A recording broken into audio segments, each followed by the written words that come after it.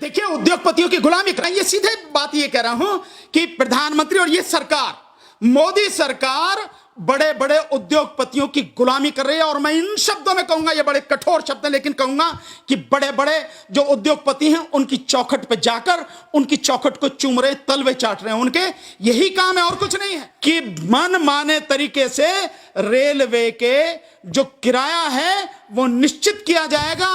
और ऐसी भी व्यवस्था की जा सकती है कि अगर आपके पास कार्ड नहीं है, आपके कार्ड में पैसा नहीं है, कितना भी जरूरी हो, आप उसमें चढ़ ही नहीं सकेंगे अगर आप टिकट नहीं ले पाए। और इतना महंगा अगर टिकट हो जाएगा तो कौन कौन ले पाएगा। जब सरकारी क्षेत्र में ही सुविधाएं नहीं है तो प्राइवेट क्षेत्र में क्या सुविधाएं होंगी। आपका कोई कंट्रोल नहीं रहेगा, आप कुछ नहीं कर सकेंगे। और जिस दिन उन्हें लगेगा कि ये इनमें जो है इनको किसी तरह का कोई फायदा नहीं हो रहा, वैसे ही छोड़ के भागेंगे जैसे इनके जो चचा भागे। रिलायंस वाला जो भागा मेट्रो को छोड़ के, जो एयरपोर्ट वाली दिल्ली की मेट्रो है उसे रिलायंस ने बनाया और छोड़ के भागा, अब उसे सरकार चला रही है। सबका साथ, सबका विकास और सबका विश्वास, ये केवल आपने कहने के लिए रखा है। अन्यथा आपका एक बात, एक ही सूत्र है कि बड़े बड़े उद्योगपतियों और पूंजीपतियों का साथ, उनका विकास और सब कुछ उनका ही विश्वास, और इस देश की जनता के साथ विश्वासघात। सब सवाल ये उठ रहा है इस समय पे कि निजीकरण जब बात हो रही है करने की, तो सवाल ये उठ रहा है कि अब जो किराया होगा उसका वो निजी कंपनी ही तय करेगी। तो क्या आपको ये नहीं लगता कि किसी न किसी तरीके से मनमानी की जाएगी? देखिए, बहुत सीधा इसका उदाहरण है कि एक चीज नहीं है, आप कोई भी चीज जो निजी हाथों में गई है या निजी हाथों द्वारा संचालित की जा रही है, उसका किराया, उसकी कीमत मनमानी वसूल की जाती है। मैं एक दो उदाहरण आपको दूंगा तो आप उससे पता लगा लेंगे। देखिए, जो मेडिकल क्षेत्र में आप देख लीजिए, जो कैंसर की दवा 11 या 12 हजार रुपए की आती है, वो कैंसर की दवा 1.25 लाख रुपए में मिलती है प्राइवेट हॉस्पिटल्स में। यह है स्थिति। और जो निजी हॉस्पिटल्स हैं, ये प्राइवेट हॉस्पिटल्स हैं, उनमें 40% हार्ट के जो ऑपरेशन है, जिसमें जो स्टंट वगैरह लगाया जाता है, ओपन हार्ट सर्जरी की जाती है, 40% जबरदस्ती की जाती है जिसकी कोई जरूरत नहीं होती। इसके अलावा एक अभी आपने देखा होगा कि एक वीडियो बहुत जबरदस्त वायरल हो रहा है, पंजाब से एक वीडियो है, मेडिकल स्टोर के एक मालिक हैं, सरदार जी हैं, वो उसको दिखा रहे हैं। वो बाकायदा बता रहे हैं कि एक दवाई जिस पे प्रिंट छपा हुआ है, MRP जो छपा हुआ है, वो 2500 रुपए के लगभग है। 2500 रुपए से ज्यादा ही छपा हुआ है, लेकिन उसकी एक्चुअल कीमत क्या है? 419 रुपए उसकी कीमत है, मात्र 419 रुपए। इसके अलावा एक और दवाई है जिसकी कीमत 450 या 435 रुपए के लगभग की हुई है, उसकी कीमत मात्र 9 रुपए है। इससे बड़ी लूट और क्या होगी। और एक मैं उदाहरण आपको बताऊंगा, बड़ा जबरदस्त उदाहरण है।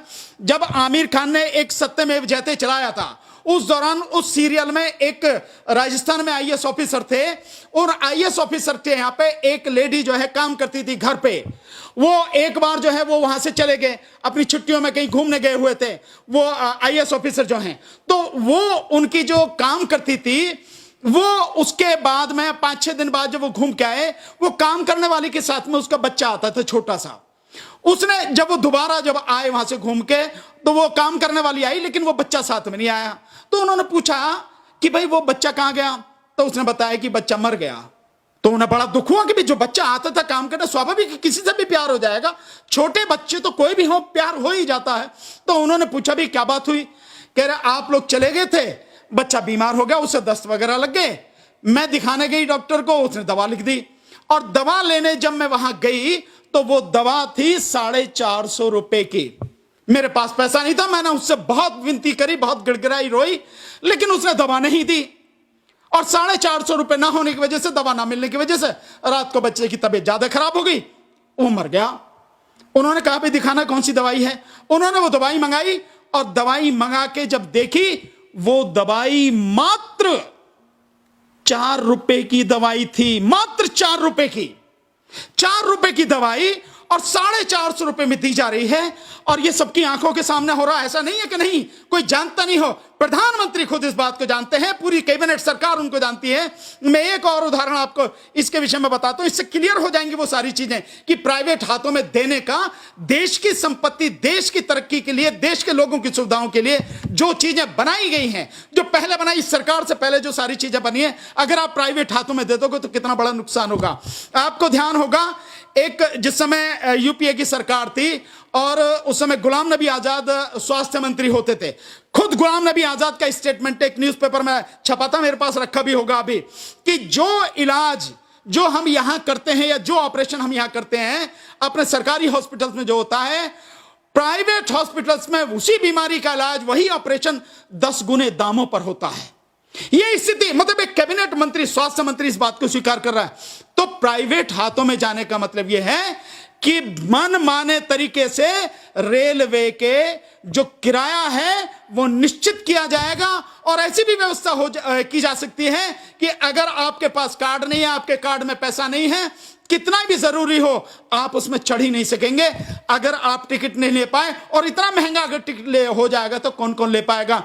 इस देश की कितनी बड़ी आबादी गरीब है। अगर प्रधानमंत्री जी समझ रहे हो, सुन रहे हो, तो जरा ये सोच लें, 80 करोड़ लोगों को 5 महीने के लिए भीख देने का जब उन्होंने कहा है ना, 5 महीने के लिए खाना देंगे 80 करोड़ लोगों को, और जो हमारा फूड सिक्योरिटी जो बिल बना है, एक्ट बना है, उस फूड सिक्योरिटी एक्ट के हिसाब से देश की 82% आबादी को कम कीमत पर अनाज मिलना है। 2 रुपए किलो चावल, 3 रुपए किलो गेहूं, इस तरह से जो मिलना है वो कितने, 82%। इसका मतलब हुआ कि लगभग 90 करोड़ की आबादी। तो देश की 90 करोड़ आबादी इस तरह की है जिसकी हालत इतनी बुरी है, और जो बेचारे जाते हैं रेलवे में भूस की तरह ठूस के जाते हैं, ये उनका हालत है, सबने देखा है। तो रेलवे प्राइवेट हाथों में जाएगा तो मनमानी कीमत उनसे वसूली जाएगी, किराया जैसा चाहेंगे वो करेंगे, सुविधाएं दें ना दें उसका कोई मतलब ही नहीं है, क्योंकि किराया आपने प्राइवेट हाथों में दे दिया।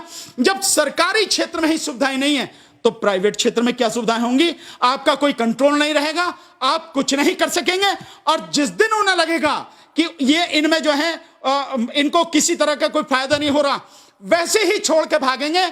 जैसे इनके जो चचा भागे, रिलायंस वाला जो भागा मेट्रो को छोड़ के, जो एयरपोर्ट वाली दिल्ली की मेट्रो है उसे रिलायंस ने बनाया और छोड़ के भागा, अब उसे सरकार चला रही है, मेट्रो रेल चला रही है, मेट्रो रेल कॉर्पोरेशन चला रही है। तो ये प्राइवेट हाथों में देने का ये मतलब है क्या? इसीलिए दिया जा रहा है, देश को इसीलिए बर्बाद किया जा रहा है।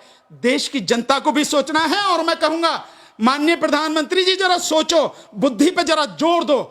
आप देश को बर्बाद करने पर क्यों तुले हुए? इस देश से आपकी दुश्मनी क्या है? आखिर इस देश ने आपका क्या बिगाड़ा है जो इस देश को आप पूरी तरह से बर्बाद करने की सोचे हुए? सवाल ये है कि जो रेल है वो गरीबों का एकमात्र जीवन का एक रेखा है, जो कि सरकार उससे छीनने का कार्य लगातार करती रही है। टैक्स जनता देती है, इंफ्रास्ट्रक्चर होता है वो सरकार का होता है, और जो मुनाफा होता है वो उद्योगपतियों को क्यों दिया जा रहा है? नहीं, देखिए, उद्योगपतियों की गुलामी कर रहे हैं। मैं ये सीधे बात ये कह रहा हूं कि प्रधानमंत्री और ये सरकार, मोदी सरकार बड़े बड़े उद्योगपतियों की गुलामी कर रही है। और मैं इन शब्दों में कहूंगा, ये बड़े कठोर शब्द हैं, लेकिन कहूंगा कि बड़े बड़े जो उद्योगपति हैं उनकी चौखट पे जाकर उनकी चौखट को चूम रहे, तलवे चाट रहे हैं, उनके यही काम है और कुछ नहीं है। या यूं कहा जाए कि कहीं ना कहीं इनके बीच में, इनके साथ मिलके जो है देश की संपत्ति को लूटा जा रहा। और क्या मतलब है? आप देखिए, जिस तरह से, केवल यही नहीं है, कोयले का भी जिस तरह से निजी हाथों में सारा सौंपा गया है, कोयल इंडिया में जब जबरदस्त तरीके से स्ट्राइक शुरू हो रही है, क्या वहां रोजगार देने की बात कर रहे हो? रोजगार है नहीं। कोयल इंडिया में जितने लोग हैं पहले उन्हीं को रोजगार दे दो, पहले आप उनको कहो कि आप करो। कमर्शियल माइनिंग का मतलब क्या है कि आप लेके और उसको बेच रहे हैं, तो क्या कोल इंडिया नहीं बेच सकती? जो बाहर से हमें मंगाना पड़ता है, जो हमारे जरूरी है कोल, उसकी अलावा जो बाकी है हमारा है, यहां हम कोल इंडिया नहीं कर सकती खनन।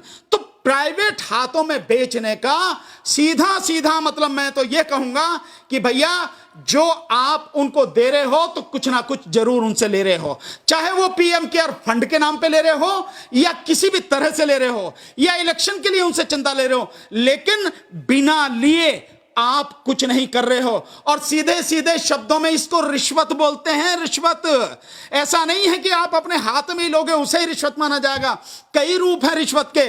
तो ये वही है और ये भ्रष्टाचार है। और मोदी सरकार में बहुत सीधे से कह सकता हूं, ये निजीकरण का मतलब यह है कि पूरी तरह से भ्रष्टाचार में डूबी हुई है, आकंठ भ्रष्टाचार में मोदी सरकार डूबी हुई है। अन्यथा तो जो सरकारी क्षेत्र के जो उपक्रम है उसको मजबूत किया जाए, जो लोगों को रोजगार उसमें दिया जाए, कंट्रोल अपने पास रखा जाए और अधिक से अधिक लोगों की जिंदगी को सुधारा जाए, संवारा जाए। चंद उद्योगपतियों की डोरी को सलाम करने की जरूरत नहीं है। चंद उद्योगपतियों को भारत की पूरी संपत्ति देकर इस देश को बर्बाद करने की जरूरत नहीं है। 135 करोड़ की आबादी है। इस 135 करोड़ की आबादी में जिसका हक है, जिनका हक है, उनको दो, उनके लिए काम करो। तुम इसी के लिए आए थे। सबका साथ, सबका विकास और सबका विश्वास, ये केवल आपने कहने के लिए रखा है। अन्यथा आपका एक बात, एक ही सूत्र है कि बड़े बड़े उद्योगपतियों और पूंजीपतियों का साथ, उनका विकास और सब कुछ उनका ही विश्वास, और इस देश की जनता के साथ विश्वासघात। सर आपको कैसा, आप कैसे देख सकते हैं इसको कि जिस तरीके से हमने देखा कि जो रेलवे का जो निजीकरण है, इसके साथ ही साथ बहुत सारी ऐसी कंपनियां हैं जिसको निजी हाथों में देने का कार्य चल रहा है अभी भी। क्या आपको लगता है कि इस बार जो जनता है, इस बार की जो जनता है, वो निजीकरण का जो मामला चलता रहा, वो आम आदमी से अधिकार छीनने का कार्य करती रही है सरकार? आपको लगता है कि इस बार जवाब मिलेगा कुछ? नहीं, मैं समझता हूं जनता को बाहर आना चाहिए, जनता को सड़क पर आना चाहिए। केवल हमें चुनाव का इंतजार नहीं करना चाहिए। चुनाव में तो जो होगा सो होगा, चुनाव में तो इनको धूल चटानी ही चाहिए जनता को, ये तो प्रण ले ही लेना चाहिए। लेकिन मैं उससे आगे बढ़कर कहता हूं कि जनता को बाहर निकलकर इस सरकार का मुकाबला करना चाहिए, इस सरकार के खिलाफ विरोध करना चाहिए, ताकि ये निजीकरण नहीं हो सके। पहले प्रधानमंत्री इस बात को बताएंगे कि जो उन्होंने अडानी को 6 एयरपोर्ट दिए, अडानी अब उनमें से 6 एयरपोर्ट सरेंडर करने की बात कर रहा, क्योंकि जो एक निश्चित किराया जाना था साल भर का, वो किराया अभी उसने दिया नहीं अडानी ने, और वो उसके सरेंडर करने की बात कर रहा। तो एक तरफ जिनको दिए वो सरेंडर करने की बात कर रहे हैं, वो निजी वाले हैं, और आप पूरे इस देश के रेलवे को आप बेच दे रहे हैं। इसका मतलब ये हुआ, रेलवे को जो आप बेच रहे हैं, तो रेलवे में जो 12-13 लाख जो नौकरियां हैं, उन नौकरियों को आप खत्म कर रहे हैं। क्योंकि जो सरकारी नौकरी में लोग हैं आज की तारीख में, उन्हें तो जाना ही पड़ेगा। उन्हें प्राइवेट वाले क्यों रखेंगे? प्राइवेट वाले अपने लोगों को रखेंगे, अपने हिसाब से रखेंगे, और बहुत कम स्टाफ रखेंगे, जिससे कि जो है जो उनका मुनाफा अधिक से अधिक हो। तो एक तरफ आप केवल निजीकरण नहीं कर रहे, देश की संपत्ति को बेच रहे हैं जिसका अधिकार आपको नहीं है।